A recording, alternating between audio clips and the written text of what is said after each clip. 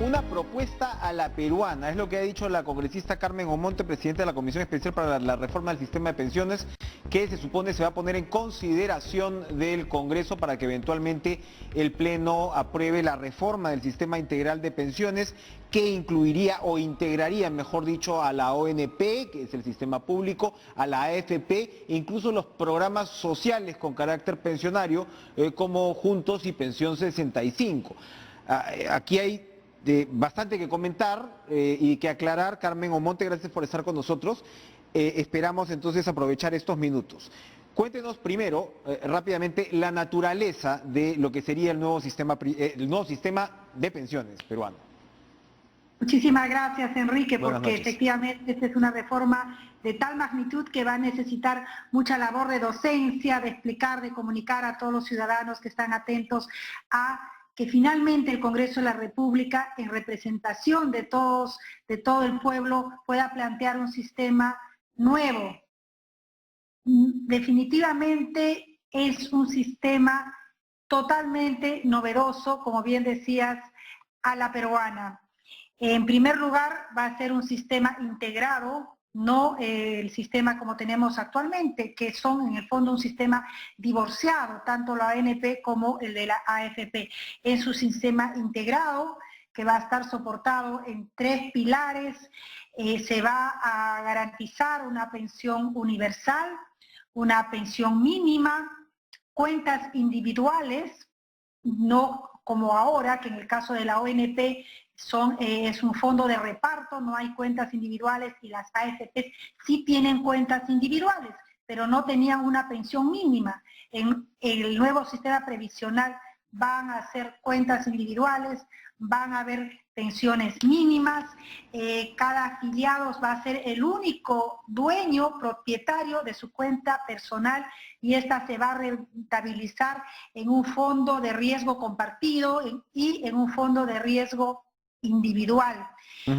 Otro tema novedoso, importante, es el de que dentro del afán de promover, de incentivar este ahorro, el Estado va a aportar a todo recién nacido un capital semilla que se va a ir rentabilizando durante los 20, 25 años hasta que el peruano o la peruana ya empiecen a tener una vida laboral, y suponiéndose que fueran 100 soles que se determinen para este capital semilla, a los 25 años tendrían alrededor mínimo de 3.000 soles, que sería un colchón ya a una cuenta que inclusive va a permitir la inclusión financiera, pues a la que ya van a ir aportando los peruanos y peruanas. Buscamos una pensión justa, una pensión digna para todos.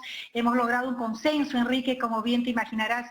No ha sido sencillo, hemos escuchado a todos los actores durante estos meses, no solamente de académicos, técnicos, del Ejecutivo, al Ministerio de Inclusión Social, al Ministerio de Economía y Finanzas, sobre todo a la SBS, al Banco Central de Reserva, a los privados, a los gremios, a los sindicatos, a organismos multinacionales, pero finalmente de todas esas experiencias hemos evaluado 167 proyectos de ley, y de todo este trabajo sistematizado hemos logrado plantear esta propuesta que hoy ha sido aprobada unánimemente en la comisión multipartidaria en la que están representados los congresistas de toda la bancada. Seguiremos trabajando ya en puntualizar detalles importantes, como por ejemplo el de qué institucionalidad es la que va a administrar estos fondos, este sistema integrado. Esos detalles los vamos a debatir y evaluar y aprobar la próxima semana. Esa es una pregunta fundamental. Hay varias preguntas de lo que usted está señalando. Por supuesto, seguramente se van a ir afinando los puntos. Pero a ver, lo primero, pensión universal. La pensión universal, que es una propuesta, por ejemplo, que me parece pues en gestiones como la de Torne, en economía, también se comentaron ideas como esa que sonaban muy interesantes. Cuando hablamos de pensión universal, es que todo peruano va a recibir una pensión universal independientemente si adicionalmente tiene su cuenta en la ONP o en la AFP. ¿Todos van a recibir pensión universal, o lo que se garantiza es que todo peruano tenga al menos una pensión? Así es. todo peruano va Ya. a recibir una pensión. Va a ser un esquema, evidentemente, porque es así como lo establecen los pilares de este nuevo sistema progresivo. Ujú. Tú mencionabas, vamos a absorber lo que actualmente es pensión 65 y el programa Contigo, que son los casos más humanos y de atención inmediata del corto plazo. Ujú. El programa Contigo, para los que no lo saben, es ese programa en el que lamentablemente todavía no se llega a todos, pero que permite que tengan un ingreso mensual las personas con discapacidad severa. Se Ok. tiene que incluir a estos programas y progresivamente llegar a todos los adultos mayores que no tengan una pensión y que hoy son alrededor de 1,5 millones, es una cifra durísima, 1,5 millones de peruanos adultos mayores no tienen una pensión. Va a ser una implementación progresiva y adicionalmente, y es lo que vamos a buscar como sociedad, es fomentar el pilar 2, que es el pilar contributivo, en la que no solamente vamos a fomentar la inclusión de los trabajadores dentro de la formalidad, sino sobre todo ese más del 70% que actualmente son independientes, son informales, trabajadores autónomos, amas de casa, taxistas, etc. Ese es el gran reto que tenemos. Exacto, para allá vamos, pero para rematar la idea entonces, la idea de la pensión universal es que a los 65 años, que es la edad que se ha definido aparte de jubilación, ¿no? Para comenzar a recibir tu pensión, si tú no, por A o B, ¿no? Estás en una situación muy precaria y no has llegado a afiliarte, entre comillas, a ninguno de estos subsistemas, vas a recibir esa pensión obligatoria. Con eso se garantiza la universalidad, ¿verdad? O sea, eso queda claro entonces.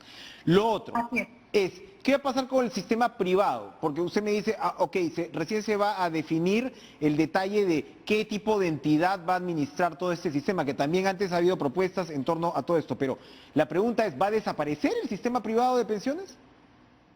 Hay dos respuestas. En primer lugar, la próxima semana evaluamos la institucionalidad que va a administrar este sistema integrado.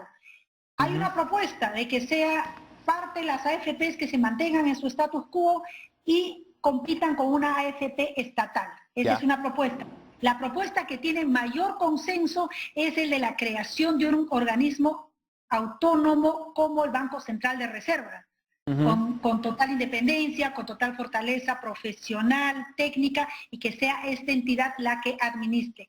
Estos fondos, un porcentaje de estas cuentas individuales van a ser rentabilizadas en un riesgo individual por gestores privados. ¿Qué significa? Dentro de estos gestores privados pueden estar las actuales FPs, podrán cambiar el nombre, tendrán que competir con bancos, con otros gestores financieros, porque lo que vamos es abrir la cancha, a que haya mayor competencia, que es lo que está necesitando la población y es como se maneja en el mundo, que hay una cancha más abierta, que se promueva la competencia, la transparencia. Entonces, son dos opciones que vamos a discutir la próxima semana con respecto a la institucionalidad que maneje este sistema integrado. Ahora, se suponía en las propuestas que uno había visto antes que el tema de un administrador único, lo que hacía, entre otras cosas, era reducir costos también, ¿no? O sea, entonces, claro, reduces costos y por ende reduces comisiones también, es decir, beneficias al usuario. ¿Esa sería la idea? Así es. Siempre que haya una integración de un sistema, evidentemente vamos a ir a una economía de escala. Y eso va a favorecer finalmente a los aportantes. Y eso es lo que creo que está esperando toda la ciudadanía. ONP, cuando nos dicen que la ONP se va a convertir en una AFP privada, AFP pública, perdón, que por cierto era también una propuesta de especialistas, ¿no? Que había sido muy insistente en años anteriores, la duda que surge ahí es si la ONP deja o si no hay un riesgo en que abandone su naturaleza solidaria. Porque ahora la ONP con su déficit y todo funciona en el sentido que yo trabajo ahora y financio la pensión del que está jubilado y espero que hagan lo propio conmigo cuando yo salga. ¿El hecho de eliminar la naturaleza solidaria de la ONP puede traer problemas? Pregunto. Evidentemente, tal como está actualmente la ONP, ya no va a existir. Va a haber una etapa de transición, ¿no? Como lo requiera, y eso se tendrá que definir técnicamente cuál es la etapa de transición. Esta reforma es una reforma de aquí en adelante, pero hoy tenemos aportantes, tenemos dos sistemas, entonces esos dos sistemas se van a tener que integrar dentro de una etapa de transición que tendrá que ser evaluada. No se va a dejar colgado al pensionista, no se va a dejar colgado al pensionista actual. En absoluto, finalmente estamos trabajando también por ellos. Hoy recibimos, por ejemplo, a dos grupos, gremios sindicales, y me dio mucha alegría escuchar a los representantes, que eran personas adultas mayores y que decían, nosotros queremos que el sistema funcione de aquí en adelante. Somos conscientes que ya no podemos mirar para atrás, pero en base a esos errores, a los que sufrimos hoy, y uno de ellos lo dijo con lágrimas en los ojos, realmente, estaban aportando, estaban dando sus ideas porque pensamos en el futuro, pero a los actuales aportantes evidentemente no los podemos dejar y estamos trabajando también para ellos. Carmen Omonte, para ir terminando, porque se nos acaba el tiempo, hay muchísimos temas para comentar, ojalá lo podamos hacer en los próximos días cuando se aterrice también la propuesta. Interesante es el tema de involucrar, y esto es, creo, tiene mucho que ver con esta definición de a la peruana, involucrar a este 70% de informales que usted señalaba, que es el gran reto. En realidad la informalidad en el Perú es el reto transversal y por supuesto esto se refleja sin duda pues en el tema de las pensiones. ¿Cómo van a hacer? ¿Cómo va a ser este sistema para incorporar a esta grandísima masa mayoritaria de peruanos? Y es un tema que no se debe olvidar. Paralelamente, y en algún momento se tiene que tomar el toro por las asas para hacer una reforma laboral, para hacer una reforma tributaria, porque realmente el tema de la informalidad es un tema que nos afecta en muchos ámbitos. Con respecto a cómo promover, a cómo incentivar a los independientes o a los autónomos, no digamos los informales, ¿no?, sino básicamente a los que están fuera del sistema. Una de las propuestas que de todas maneras nos van a motivar es el de este capital semilla, porque desde que nace el peruano, niño o niña, ya va a tener una cuenta intangible, no se puede meter mano a esa cuenta, pero que en estos 25 años van a ser el valor de 3.000 soles, va a ser un colchón. Ya ese niño, ese padre de familia va a saber que hay una cuenta para su futuro, para su jubilación. Se está hablando, y eso se va a definir, el de un punto del IGB, también para estos fondos. Hay otro concepto que es el ecopago. En otros países lo dicen el matching contribution, es decir, el independiente pone un sol, el Estado puede poner un porcentaje también. Son diferentes esquemas, aparte de los incentivos no financieros, de las facilidades, de las apps. Ya anunció, entiendo, una AFP, pero lo anunció también la ministra de Economía. Se puede también aportar en los grifos, en las farmacias. No va a haber un límite para el independiente, cada día puede aportar un sol, 2 soles. En fin, van a hacer una serie de propuestas que van a incentivar a este aporte de esa gran masa de peruanos que están fuera del sistema actualmente, que es más del 70%.